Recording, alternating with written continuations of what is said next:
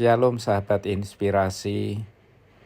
Kita akan merenungkan firman Tuhan yang terdapat di dalam Matius 21 ayat 7 sampai 9. Mereka membawa keledai betina itu bersama anaknya, lalu mengalasinya dengan pakaian mereka, dan Yesus pun naik ke atasnya.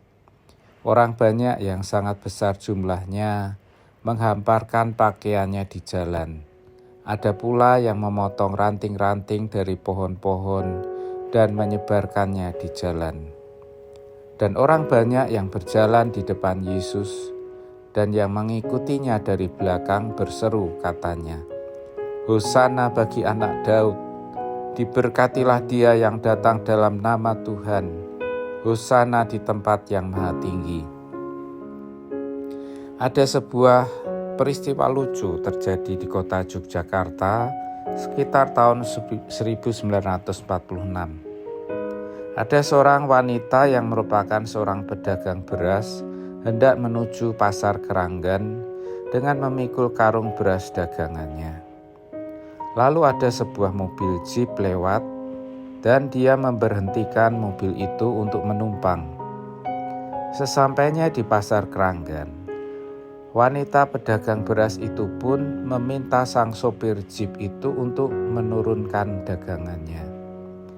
Sopir mobil jeep itu pun dengan sigap, tanpa banyak bicara, langsung menurunkan barang dagangan yang dimaksud. Usai diturunkan, wanita tersebut kemudian mengeluarkan uang dengan maksud untuk membayar jasa sopir itu. Namun uang itu ditolak. Lalu wanita itu pun dengan nada emosi bertanya, apakah uang yang diberikannya itu kurang sehingga ditolak? Tanpa banyak bicara, sopir itu pun langsung pergi ke arah selatan dan meninggalkan wanita pedagang beras yang terlihat masih menggerutu. Kemudian ada seorang polisi yang sedang bertugas di area tersebut menghampiri sang wanita pedagang beras itu. Polisi itu bertanya, apakah si pedagang beras itu tahu siapa orang tadi? Dan jawabannya adalah tidak. Wanita itu hanya tahu bahwa orang tadi adalah sopir yang bersikap aneh karena menolak uang pemberiannya.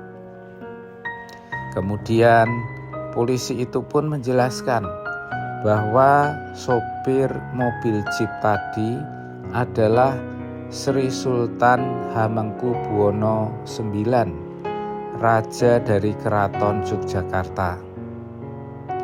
Sontak mendengar informasi tersebut, pedagang beras di pasar Keranggan itu pun jatuh pingsan saking kagetnya.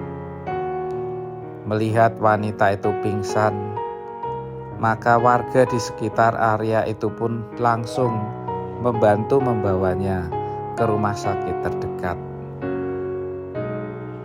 Saudara yang dikasihi Tuhan, seorang raja yang rendah hati pasti dicintai oleh rakyatnya.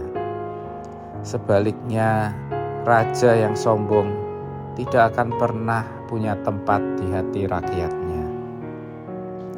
Dalam ayat yang kita baca tadi, Yesus dielulukan sebagai raja, tapi dia jauh dari profil atau gambaran seorang raja pada umumnya. Lihat saja kendaraan yang ditunggangi Yesus.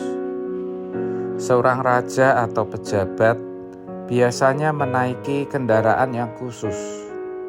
Kalau zaman sekarang, kendaraan seorang kepala negara biasanya adalah mobil Mercedes yang dipesan secara khusus dengan anti peluru.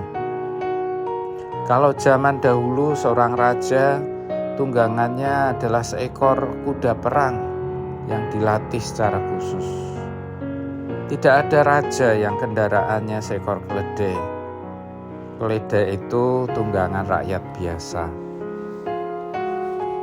Yesus adalah Raja yang lemah lembut, yang memerintah atas dasar kebenaran.